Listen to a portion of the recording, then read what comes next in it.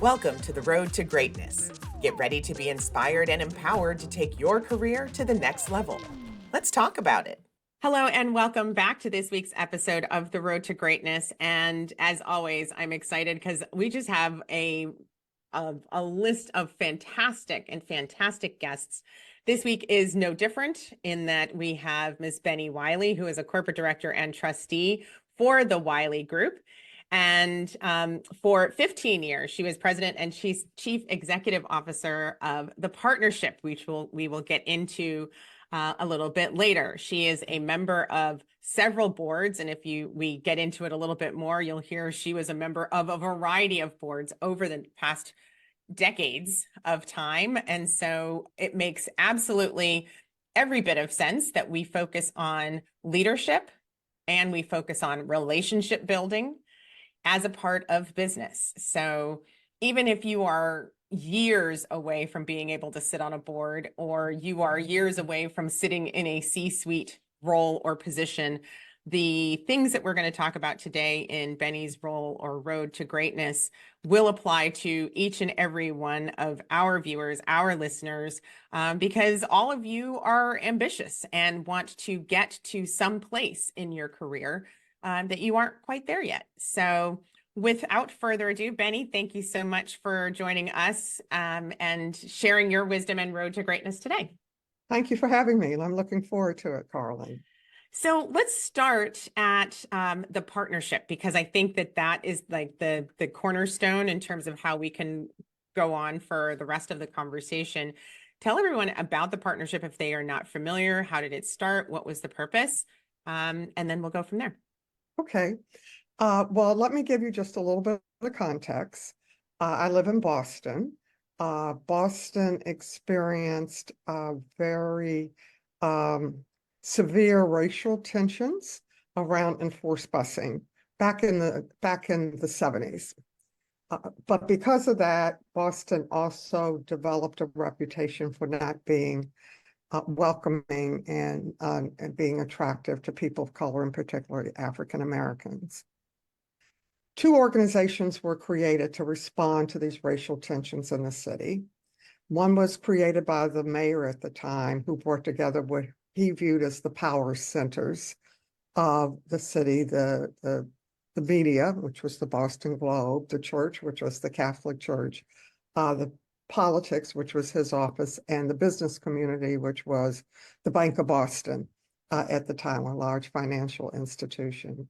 Around the same time, another organization was created also to address the racial tensions in Boston, but their philosophy was to look at the underlying systemic issues that were contributing to it, not just try to address it from a kind of making things more harmonious. Those two organizations coexisted for a number of years and had relative successes. But after a while, the tensions were less apparent in the city. And the funding community, they both were receiving funds from foundations and charitable corporate giving, and et cetera. The funding community said, you're both in the business to do the same thing. So you need to figure out how to work together, because we're not going to fund both of you. You know, either pick which one's going to exist or figure out how to work together. They decided to work together, and that's really where the name The Partnership came from. They created a partnership. It could be interpreted to have lots and lots of other meanings, and it probably did, but that's a little bit of where it came from. But it was a forced marriage. The partnerships board was comprised of the board members of these two pre-existing organizations, and they represented some of the most powerful men in the city of Boston. So in addition to the mayor and the head of Bank of Boston, you had the president of Boston College, you had the president of the only Black financial institution in the city, you had the secretary of transportation. I mean, it was just a very powerful group of leaders who happened to be all men. And they were forced marriage, and they hadn't really figured out how to work together. the person who was initially the CEO was recruited to leave the area, and they did a search for a new CEO, and I ended up being the person that was selected to be the new CEO of the partnership. And I can give a little context about where I was in my life at some other point. I was attracted to this opportunity because I had been very active with boards, nonprofit boards that had the best intentions around issues of racial equity and social justice, but they still had difficulty in creating spaces where power could be shared across racial lines. Even when no money was on the table, they still had difficulty in sharing power across racial lines.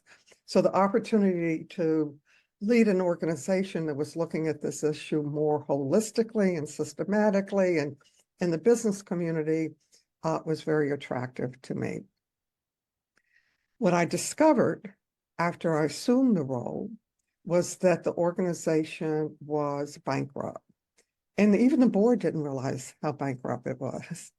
Wow. It was bankrupt financially. It owed a lot of money, and the landlord was compounding interest on top of all the money that was owed. So I mean, we were talking hundreds of thousands, and there were other creditors. But it was also bankrupt in terms of credibility because some promises had been made that hadn't been kept. Again, the board didn't know about it with key organizations in the city. And it also wasn't working internally. It was still two organizations within this one title, but they didn't have a shared mission or strategy. So one of the first things I did, and I did several things during my first, probably my first 60 to 90 days as the CEO.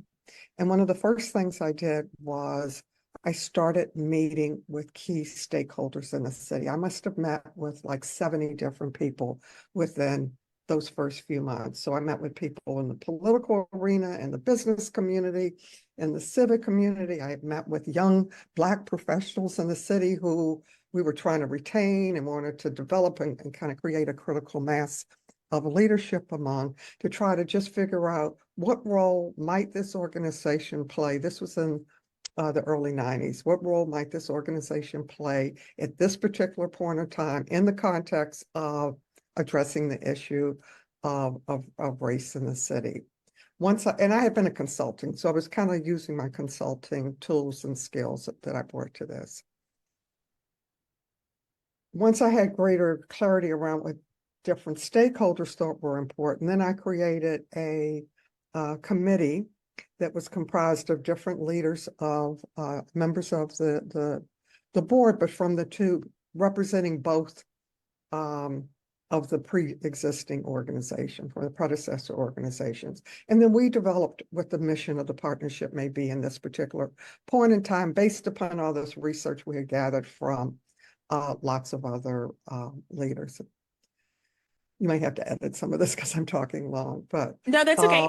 And actually I can so I think if we were to take another a narrower look really in the partnership, it's bridging the gap, right? It's making one, you had to bridge some gaps here. You had to create some relationships to have the forced marriage, as you've called it. But then also the other piece of that is creating the relationships so that everyone can thrive in their workspace, feel supported in the mission of the organization. But then if you're going to have this organization actually survive, then there are more relationships to just make sure that you're, from a business side of things, it's an appealing value proposition.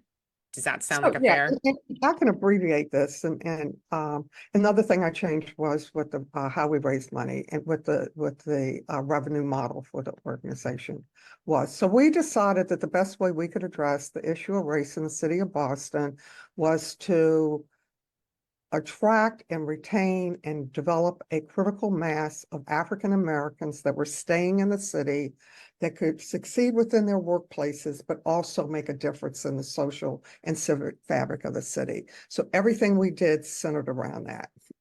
And it was building. So you asked about relationships. From the very beginning, relationships were important. They were important from trying to rebuild credibility by working and meeting with all of these 70 stakeholders in terms of how you brought together this disparate board so that they started having a shared vision, but also creating relationships with the community, the younger community that you were trying to attract and develop in the city. And so that's what the partnership is. And I could go into greater detail about how it does it, but it's done it. It's done it now for over 35 years. Thousands of professionals of color have stayed in the city of Boston because of it. And they will say when they've been surveyed by independent research firms that the partnership was instrumental in their decision to stay here. That's amazing. And to be able to create a lasting impact, change the culture. I obviously lived in the Boston area back in the 70s, so I very well remember all of the conflict, the struggle, and the tension, for lack of a better term, in the 70s, the 80s, and beyond. So one, just the important work that was happening there. Let's dig a little bit deeper on how you had to prepare yourself to go into, and it doesn't always have to be obviously in a racial tension environment. There are people who have tension. I mean, we can see it in our political environment today, whether you wear a red hat, blue hat, or whatever in between. Or if you're just in different departments in a corporation or anything else, there are a lot of times that you have either conflicting priorities, conflicting personalities, conflicting missions or expectations. How did you prepare to go into a setting where it wasn't, hey, we're all here to play together, right? You're going into something where everybody's a little skeptical of the other. And so we're all going to tiptoe lightly. How do you approach that? And it all depends on what role you're in when you go into that. I would say how I address that in general is I'm a good listener and I really listen to people and I really try to hear not just what they say, but what it appears to be what they're trying to say. And I call myself almost like a sponge. So I listen to different people and hear different things they're saying. And then I kind of put that together and then try to get everybody to come together around a shared point of view that honors what each of them have said. So it may be conflicting what they said, but you try to come up with something that honors it to some, at least the essence of it, and to some extent, or if it doesn't, if it can't, then explaining why that doesn't fit into the model that we're working on now. But I think people feel respected when you really listen. And I think listening is a skill. Absolutely. And in fact, with my clients, and whether I'm working with salespeople, whether I'm working with business people, managers, leaders, the folks that I'm working on to help them in their leadership development, one of the things we talk about a lot is the difference between listening and hearing, right? Yes. And I heard words Yeah. versus I'm actually listening to what you're saying. I'm taking it in, I'm Yeah. figuring out, and I'm not just waiting for my turn to talk. Yeah. Yeah. And that's right? hard to do. Yeah. Yeah, especially when you are coming to the table with your own emotions, you're coming to the table with your own thoughts or expectations, and it's very, very difficult to put that on the shelf and then say, okay, and let me actually hear this other person, regardless of the fact that I may or may not disagree, Yeah. Yeah. or be expecting to hear something differently. So, as you think about, and you are, now that you have served on, do you know how many? I know it's a lot, and in your bio, it just lists what the current board seats are. Yeah. Yeah. Do you know how many over time? Is it 10? Is it 20? Is it No, 30? it's more than that because I've served on a lot of nonprofits. So I've served on 2 public companies. I've served on mutual fund board. I served on PepsiCo's advisory board. I chaired that. I served on Blue Cross Blue Shield, which is a, a payer, a healthcare payer. But I've also served on healthcare providers and foundations and a couple of universities. But I've served on lots of grassroots organizations too. So I think my nonprofit boards are at least 20. And then I have the corporate boards I've served on as well. So I always teasingly said I had this board career that almost paralleled my professional career because my early opportunities were around when I was raising my kids and I was working part-time. So I was involved with the Children's Museum and the daycare center and my children's school. You build relationships and then somebody invites you to the next board. And so that's kind of how that process works. All right, so let's stop there because I know there are a number of people who would love to serve on a board, and not just the nonprofits. I myself have served for a number of years on the National MS Society board, and at least in the DC area, and that is exceptionally rewarding work. It's also an association or a nonprofit that is very close to my heart for multiple reasons. So that makes sense. There are others who also recognize that there are, in fact, paid board seats that are out there. But it is, as you said, a relationship game, right? It is the opportunity to get to know people, have them know enough about you to know what you're interested in, what you're passionate about, and then also what you're good at. Because you have also described the turnaround for the partnership that you spearheaded and were able to actually make. So we also know that you have the business mind and the business acumen to serve on some of these other boards. Tell me about what is that first step to get in? What is that first step that you use or, were you looking for it or did it just find you? It's a little bit of both.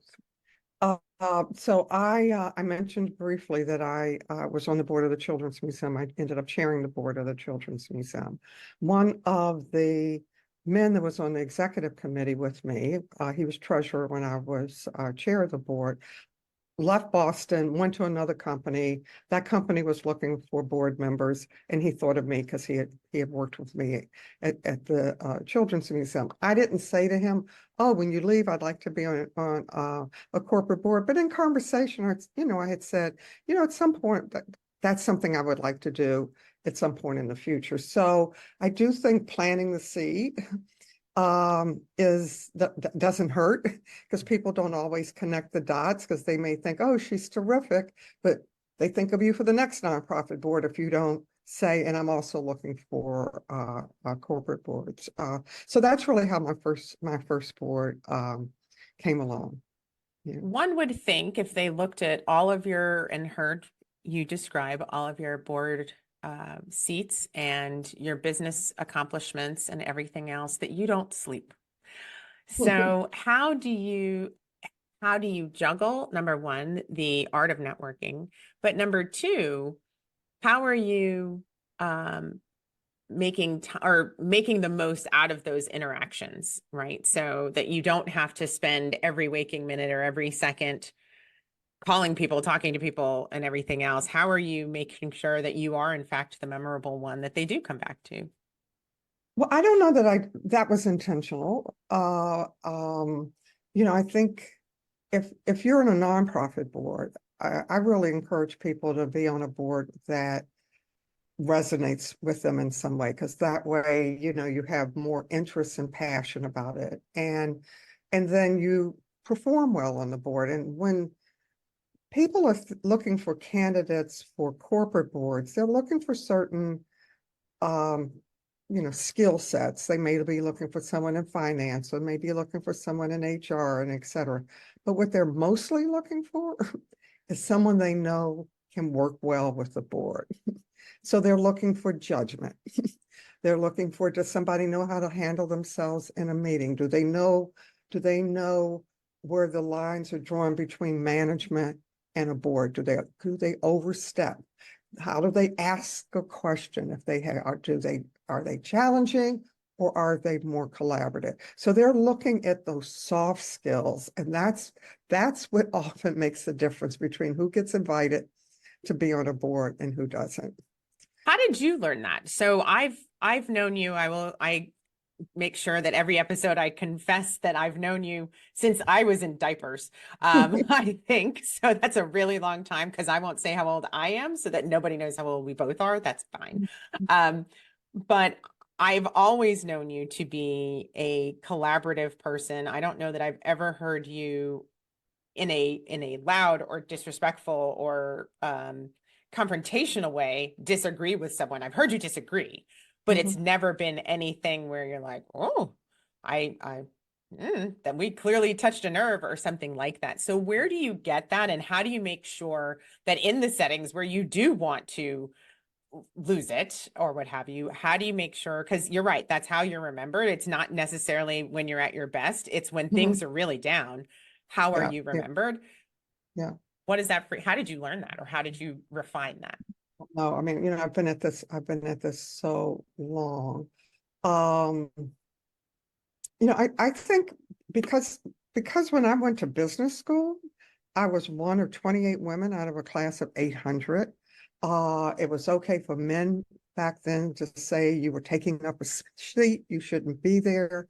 So I think I learned back then. I'm trying to think if I learned anything before, kind of how to present yourself and how to not let what people say trigger you. Doesn't always work. So I'd rather take a deep breath and not say anything at the time than regret that I said something too quickly and too emotionally. Mhm. Um, that doesn't always happen, but I think I learned back then to try to just take a deep breath and not say something at the time. And I've had to do that a lot on my boards where, I try to say something, I feel like it's not heard. I may try to say it again, and it still may not be heard. So I may not say it in the board meeting anymore, but I have sidebar conversation with everybody that's in the boardroom, you know.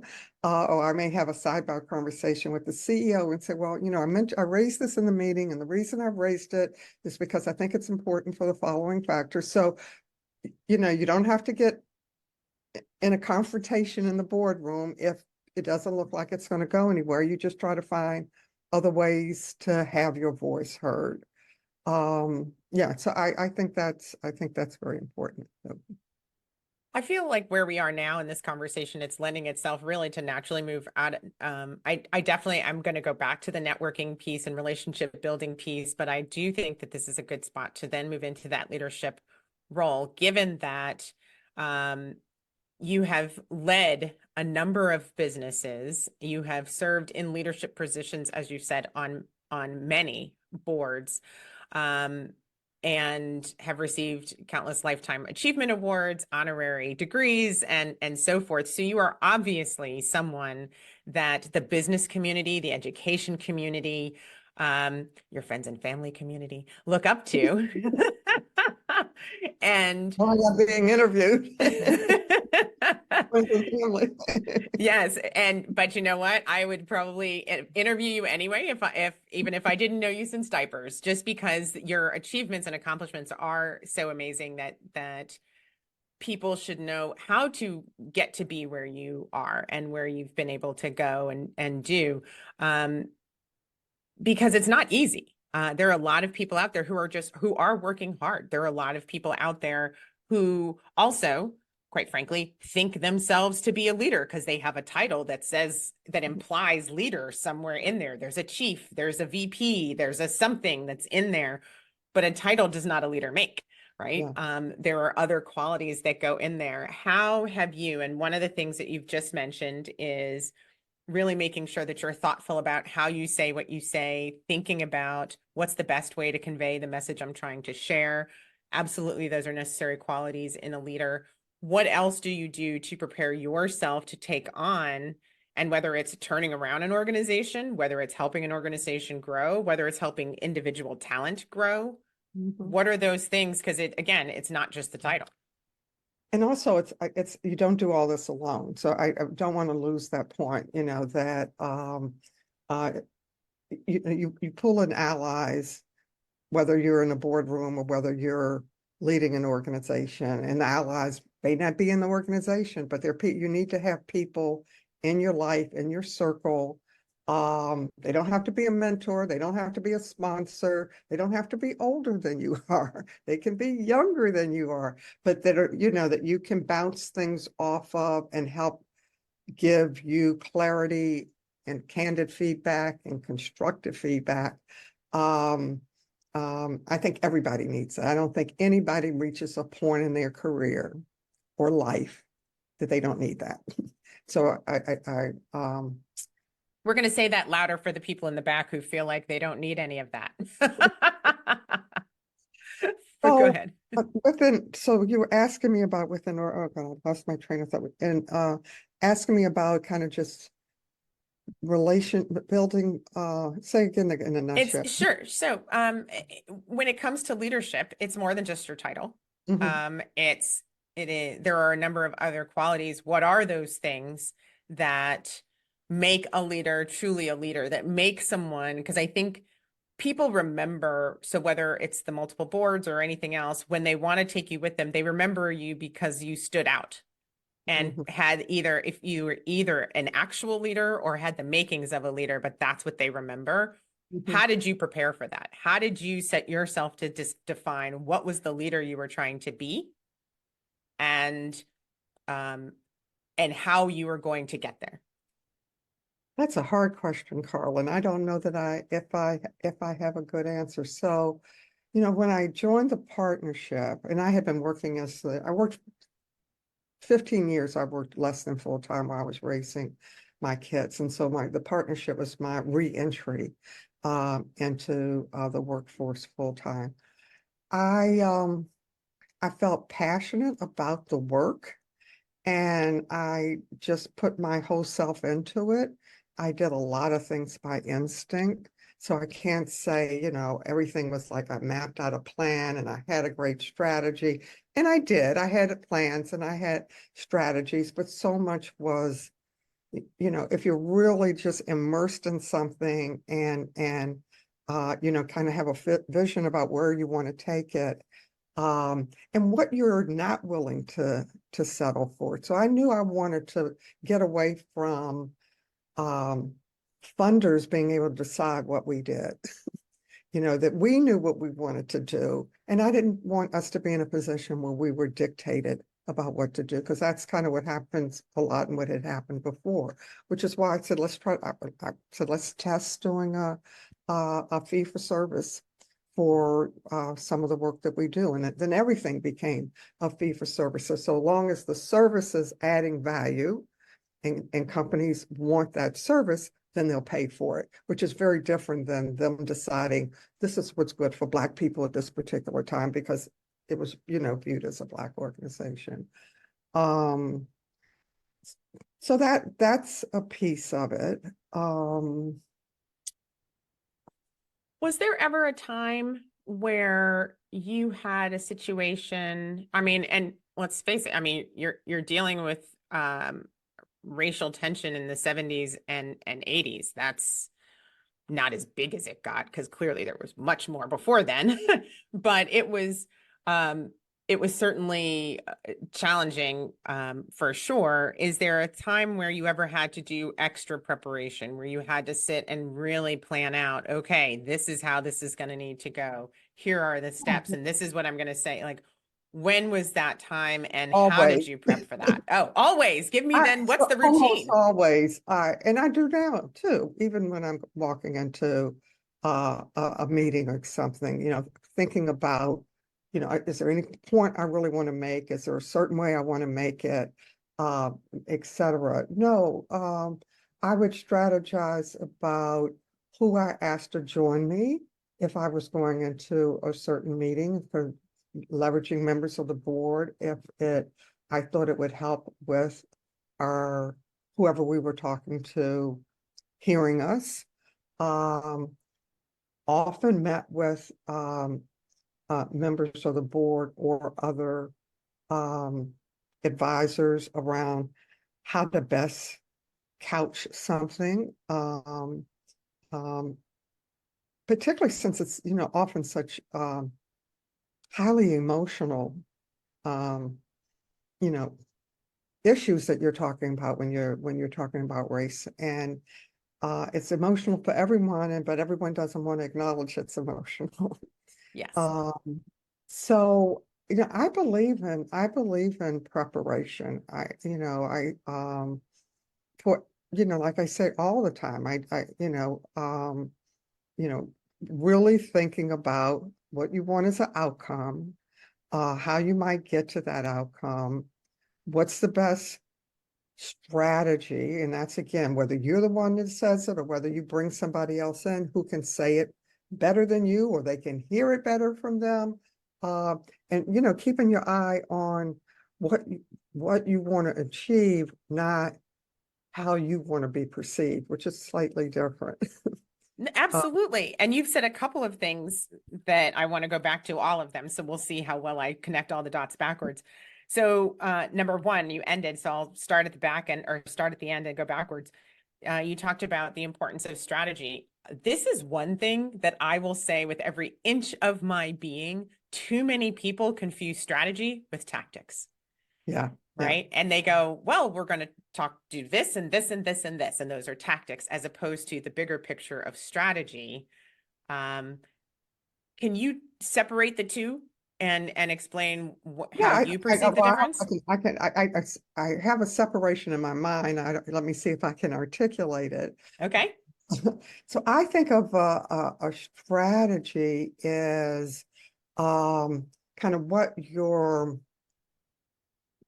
it's kind of like your vision, your plan, um, your approach to how you're going to do something or what you want to accomplish, probably more what you want to accomplish. Tactics become what are the steps you're going to take and the actions you're going to take in order to try to execute on that strategy. So if you do a strategic plan, and you do them a lot as with boards, both for profit and nonprofit, or where do we want to, where are we now? Where do we want to be? What's our vision of what we look like? And then back into, therefore, what do we have to do? How do we do it? How do we measure it? Who's responsible for it? How do we evaluate it? And et cetera. Mm-hmm. And so in setting visions, so taking one more step back in your talking points, you talked about the importance of having the meeting before the meeting. Yeah. And I'm a huge fan of a meeting before the meeting. And as you said, to figure out what are the hot button topics, where should we spend more time, how should this be couched, who might have a conflict or an objection to whatever is being handled. Mhm. But that's part of being able to, when it's time to actually stand and deliver, to get it right the first time and not have as many surprises. We'll always have something, Yeah. but not have as many surprises. Um, Yeah.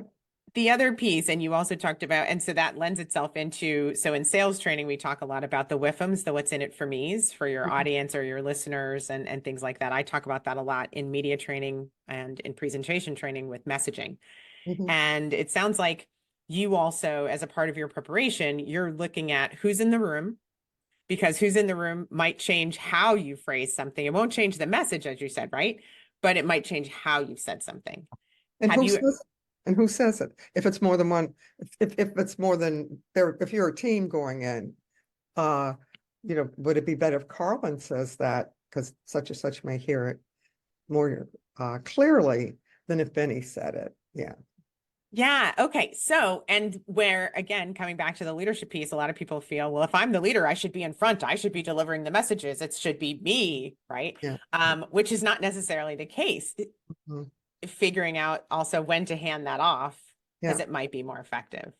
Yeah. I think good leaders um leverage all their resources, in particular their human resources. And you don't, if you're good at what you do and you do, people know it, you don't have to show it every time. And if somebody else can do it better, or it's part of their development to be able to have an opportunity to do it, that's being a good leader. And on that note, we're going to stop and take a break. And when we come back, we'll have more with Benny Wiley, and stay with us. Don't go away. Are you ready to elevate your team's performance? Introducing Pro Tip Partners. With over 20 years of experience in enablement and learning and development, we've helped businesses like yours achieve amazing growth outcomes. Our focus areas include sales enablement and effectiveness, manager and leadership development, and our unique improv for business workshops, helping your teams enhance their confidence and ability to embrace the unknown. For your customer-facing teams, we provide professional communication training to make presentations engaging and interactive. At Pro Tip Partners, all our workshops are engaging, fun, and build on best practices for proven business growth. For companies needing a fractional executive to jumpstart new initiatives without increasing headcount, we're your go-to partner. Visit us at protippartners.com or call 301-4PRO-TIP for a free needs assessment. Pro Tip Partners, elevating performance, empowering growth.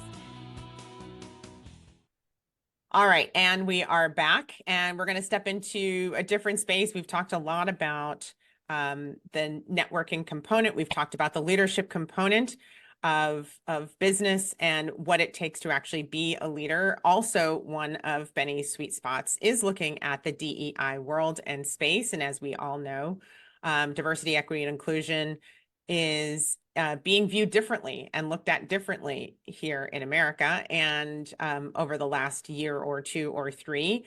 And so my question as it relates to managers and leaders out there, Benny, in your mind, as it's getting pulled out of some content and curriculum, is it something that business leaders still need to be thinking about, or have we passed that point? So it worries me. It's something that worries me. The good news is some business leaders see the value. They understand the world is changing. They understand the demographics are changing. They know that their consumer base is changing, and they genuinely recognize that you get more productivity and innovation when you have a diverse set of people working on a service or a product, or et cetera. So some companies get that. Some companies are pulling back because they can, because it's not as fashionable, for lack of a better word. And there are actually some restrictions. I mean, I look at what happened with the Fearless Fund, which is a venture fund that was created to support Black women who are starting businesses. And I think everybody should know, if they don't, that Black people have a harder time getting capital than their counterparts. Women have a harder time. And Black women have a harder time. So having organizations that are focused on that population makes sense. Well, there's been, a suit against that. And organizations, I'm involved with organizations that are even Black organizations. We're looking at carefully what we're doing so that we don't put ourselves, so not changing what we're doing, but how we do it so we're not putting ourselves at risk of someone challenging that we're being discriminatory because what we're doing is focused on Black advancement. So it's a mixed bag, to answer your question. So I see some things that are very encouraging. And I think, again, enlightened CEOs recognize that it's in their best interest to continue to create workplaces that people can thrive and that attract people of all backgrounds. And there's some that are retrenching. And it's like the Reconstruction period. I mean, it's like as soon as you see real success and beginning to happen, they're trying to kind of pull it out from under. Yeah, a couple of things to point out for people to just put the timeline in perspective. And you mentioned it's harder for people of color and Blacks in particular to gain access to capital. And then also for women. So on the women's side of things, let's talk about the fact that, or we don't need to talk about it. I'm just going to mention that we're in the 50th anniversary of a woman being able to get a credit card without the signature of a man let that Yeah. sink in, right? Like, and I'm 50 years old as of this broadcast. Yeah. So that means that my mother could not have gotten a credit card without my father, Yeah. which is crazy to think about. Also, on the people of color side of things, my generation, Gen X, is the first generation of people of color who are born into this country with full citizen rights. So that's being able to vote. Mm. That's being able to buy a home. That's being able to buy a home in whatever neighborhood you want without them telling you, no, you have to live over here for your kind.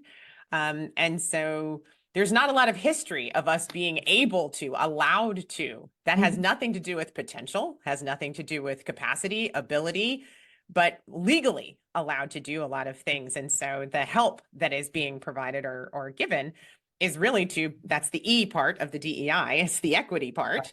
That's right. And notice that it's not equal, it's equity. It's getting people on the same footing and the same grounds moving forward. So again, for managers and leaders, when you're thinking about your diverse teams, it's thinking about what did it take for each person on your team to get to where they are? Did they have 10 more hurdles to climb over to get there, and then they're there? And do you want to be a part of that equity or not? So that's also an important part of both management and for leadership, because management also is in that talent development and who are you investing your time in to help them grow and be better. So that was my soapbox moment, Benny. So I'm sorry for taking your time away from that, but if Well there's said. anything to add.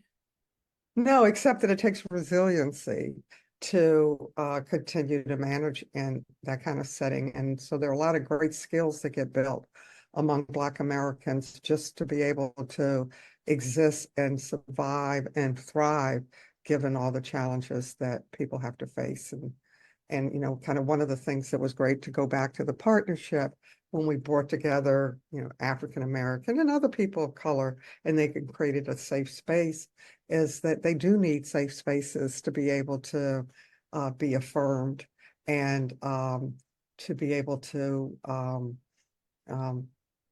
have other people help them think about what they're experiencing and helping them to strategize about how to manage those experiences because it still exists in the workplace. Mm-hmm. Yeah. And having someone who's been there, done that before, help you get through it is absolutely helpful.